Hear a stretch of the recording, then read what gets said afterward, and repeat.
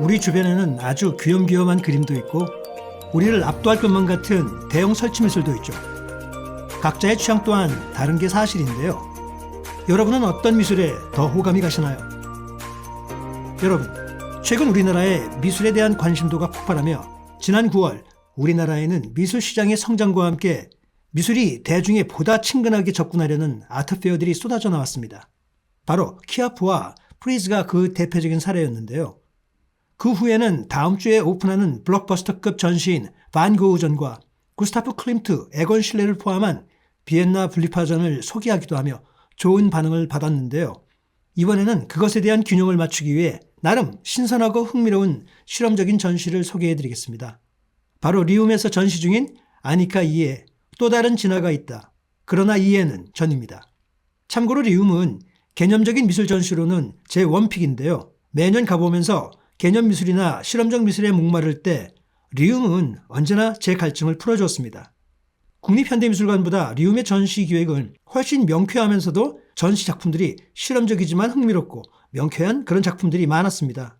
그런 차원에서 오늘 전시도 매우 좋았다고 말씀드리며 시작해보겠습니다. 우선 작가 아니카 이는 한국계 미국 화가로 제 첫인상은 그녀의 예술적 관심사는 무척 특이하고 흥미로웠습니다. 그리고 표현하는 대상과 재료, 그리고 방법도 특이하다고 느꼈습니다. 전시의 제목도 흥미로운데요. 불교 선종의 수행법 중 하나인 간화산에서 사용되는 화두의 특성을 차용했다고 합니다. 화두는 스승이 제자에게 던지는 짧은 문구나 질문을 말하는데요. 작가가 바라보는 인간과 자연, 그리고 생명의 진화와 맞닿는 불교에서의 화두라고 볼 수 있습니다. 아니카 이는 작품 활동 초기부터 냄새나 박테리아처럼 눈에 보이지 않는 감각과 존재에 관심을 보여왔습니다. 최근에는 균류, 해조리 등 비인간 생물과 기계를 다루는 작품을 선보이는데 과학자부터 엔지니어, 건축가, 조향사 등 각 분야의 전문가들과의 협업도 눈길을 끕니다. 이 활동은 최근 동시대 미술의 트렌드 중 하나입니다. 과거처럼 혼자 화실에서 작업하는 것이 아니라 여러 전문가들과 화가들이 공동으로 프로젝트식 작업을 하는 경우를 말합니다. 한편 작가는 이번 전시의 이론적 기반을 한 가설에 둔다고 하는데요. 선사 인류가 아시아에서 아메리카 대륙으로 이주했다는 가설과 수초와 해초를 통칭하는 조류 및 균류의 이동이 진화에 큰 영향을 미쳤다는 가설이 바로 그것입니다.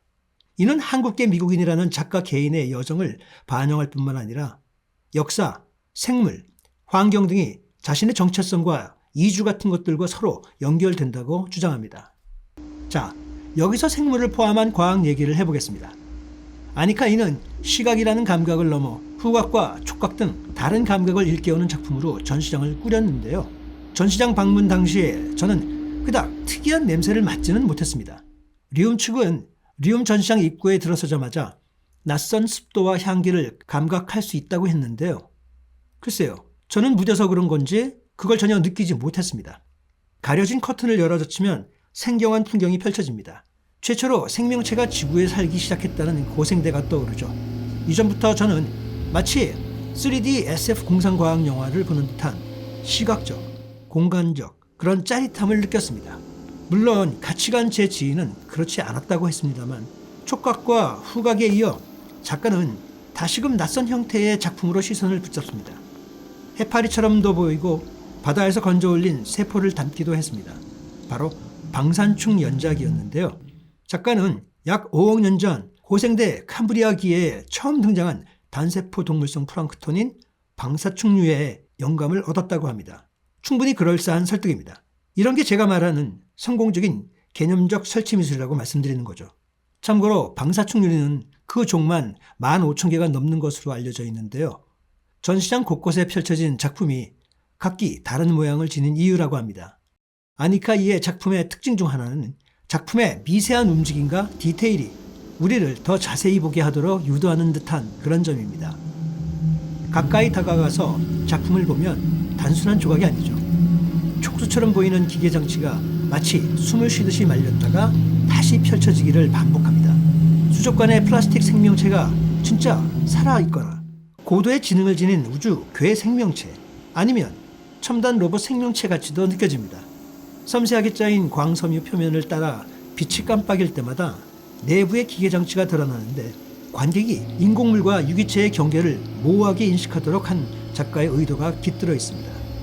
이런 점에서 저는 완전히 이 가상의 생명 공간에 빨려 들어간 그런 흥분마저 느낍니다. 다음으로 옮겨가 보면 방산충 뒤로 놓인 켈프 조각 연작도 생경한 전시 풍경을 연출하는 데 큰 역할을 합니다. 바닷속 숲을 형성하는 해조류 일종인 켈프를 이용한 작업인데요. 특히 켈프 조각 연작에는 고대 인류가 환태평양 해안과 베링 해협에 형성된 해조류 숲을 따라 유라시아에서 아메리카 대륙으로 이주했다는 켈프 하이웨이 학설에 대한 작가의 관심이 반영되어 있습니다. 인류는 고대 바다를 횡단할 때 해조류로부터 일종의 보호를 받은 셈인데요. 작가가 켈프 안에 기계곤충을 들인 것도 이와 무관하지 않아 보입니다. 이런 점에서 예술가가 이렇듯 과학에 대한 깊은 관심과 높은 영감을 지니고 작업한다는 것이 솔직히 부러웠습니다. 이 전시에서 켈프 조각이 곤충의 고치, 벌집, 인간의 장기 등 자연의 형태를 떠올리게 하는 것도 주목할 점인데요. 이는 작가가 수년간 탐구해온 기계의 생물화라는 개념을 강조하기 위한 것으로 연작 방산충과 마찬가지로 유기체, 인공물, 인간, 비인간, 과학, 공상 등 상반된 개념의 경계를 흐트리며 인간과 기계의 공존을 이야기합니다. 저는 그러면서 문득 이런 생각이 들었는데요. 동시대 미술이 단순히 아름다운 미술로 정지되어 있는 그런 매체가 아니라 주제의 본질을 여러 방식으로 표현하여 새로운 가상의 가설을 이렇게 구현한다면 여기서 발생하는 무한대의 상상력이 영화 감독이나 미래학자 같은 전문가들에게 흥미로운 영감을 주지 않을까 생각해 봅니다. 여러분, 아니카 이의 작품에서 부패는 또 다른 창작자라고 하는데요. 이번 전시에서 소개한 신작 생물호선 조각 연작과 덴뿌라코 튀김 패널 연작이 대표적입니다. 작가는 2010년 무렵부터 꽃과 식물을 튀기기 시작했다는데요. 뭐 그럴 수 있죠. 이미 있지 않나요? 감자튀김, 고구마튀김, 채소튀김 등등. 작가의 변에 따르면 꽃에 밀가루 반죽을 입히고 기름에 튀겼는데 그 과정에서 변모하는 꽃의 모습과 온도 습도와 박테리아의 영향으로 부패해가는 꽃튀김을 통해 아름다움의 영속성에 대한 의문을 제기합니다. 무엇보다 부패라는 현상을 일으키는 외부 요인을 작가는 자신의 작품의 공동작가로 끌어들인다는 점도 흥미로운데요.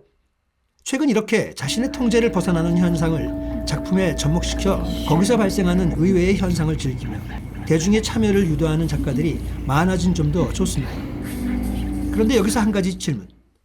왜 작가들은 이런 작품들을 자신의 계획과 의도와 무의식적 감정을 표하면서도 의문을 제기한다고 할까요? 전 그 점이 좀 아리송합니다. 의문을 제기한다. 괜히 뭔가 의도적이거나 마치 철학적 해악이 있어 보이려고 말을 비틀어버린 건 아닌가라는 저의 나쁜 비판적 의식을 갖게 합니다. 꽃튀김 작품의 연장선상에 자리한 생물 오선 조각도 마찬가지인데요. 먼저 낯선 작품명부터 살펴보면 생물 오선은 물에 잠긴 고체의 표면에 미생물이 붙어 자라면서 형성된 생물막이 기계장치의 오작동을 일으키는 현상을 말한다고 작가는 말합니다. 튀겨진 꽃으로 뒤덮인 표면은 기름진 외형과 부패함에 나는 시큼한 냄새로 아름다움에 대한 의문을 제기한다고 하죠. 네, 그런 부분은 충분히 있을 수가 있겠네요. 동시에 표면 사이로 자리한 유리 용기와 수족과 튜브는 인체의 내장을 연상시키며 이질적인 느낌을 전합니다. 이런 표현 방법은 동시대 설치 미술에서 자주 등장하는 방법이죠. 지난 봄에 제가 소개해드린 리움미술관의 필리파리노의 설치 전시 보이스, 또 올라퍼 엘리아슨의 세상의 모든 가능성전이 매우 이와 흡사한 관계를 지니고 있다고 느꼈습니다. 이런 점이 제가 느끼는 리움의 매력인 것 같습니다. 이제 2층으로 가보시면 작가의 또 다른 신작들이 소개됩니다. 2층에 놓인 신작 또 다른 너도 미생물이 공동작가라고 할 수 있는 대표적인 작품인데요. 미국 컬럼비아 대학교와 이화여자대학교 미생물학 연구실과 협력한 작품으로 원형 미러 안에는 해파리와 산호 등 해양 생물에서 유래한 형광 단백질을 발현할 수 있도록 유전자가 조작된 대장균이 자라고 있다고 합니다. 제 생각에는 이 작가분 균에 확실히 미친 분이 맞나 봅니다. 연한 녹색을 띠는 대장균은 합성 생물학을 통해 탄생한 미생물입니다. 하지만 한편으로는 유전적으로 해양 생물의 유전자를 지녔으니까 해양 생물의 친족이기도 하죠. 바다를 기반으로 한 고대 친족 관계에 대한 작가의 관심에서 출발한 이 작품은 친족과 혈통에 대한 고정관념에 의문을 제기합니다. 마치 우리 인간이 족보를 따지고 그 무의미한 듯한 관계를 아직도 소중하게 여기죠. 아니카 이도 이런 자연의 생명체에서 그런 관계성에 의문과 관심을 두었던 것 같습니다. 그런데 작가는 여기서 명확한 답을 제시하지는 않습니다. 살짝 애매함과 모호성을 표현을 해서 신비함을 느끼도록 의도한 그런 건 아닐죠.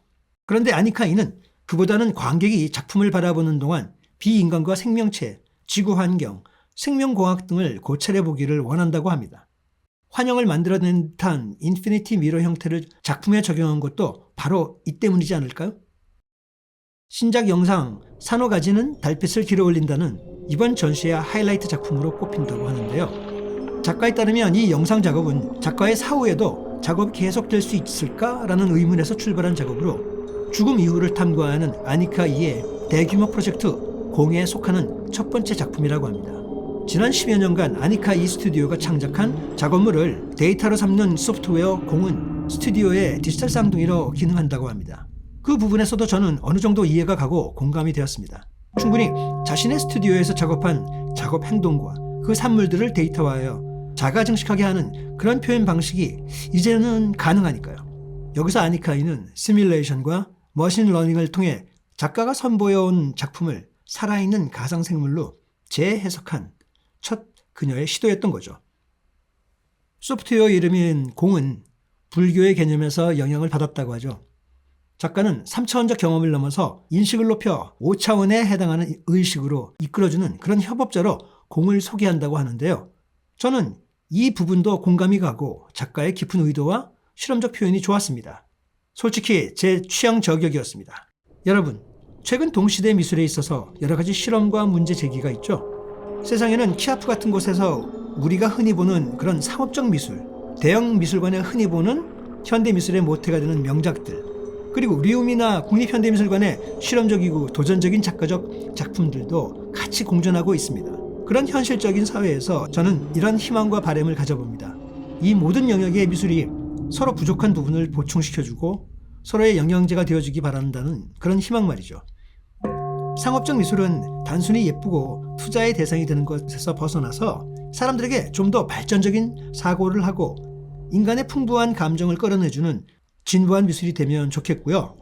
아방가르드한 실험적 작품들은 모호하고 혼란스러운 그런 자기 말만 하지 말고 대중이 좀 더 쉽고 친근하게 접근할 수 있는 방법을 찾아 대중에게 다가서서 현대미술은 모르겠어, 사기야 라는 말을 듣지 않는 그런 세상이 오길 기대하며 오늘 영상을 마치겠습니다. 오늘 방송이 마음에 드셨다면 구독과 좋아요 많이 부탁드리고요. 다음 방송은 같은 날 리움 지하에서 전시하고 있었던 아트 스펙트럼 드림 스크린 스페셜전을 소개해드리겠으니까요. 많은 시청 바랍니다. 그럼 다음 방송까지 안녕!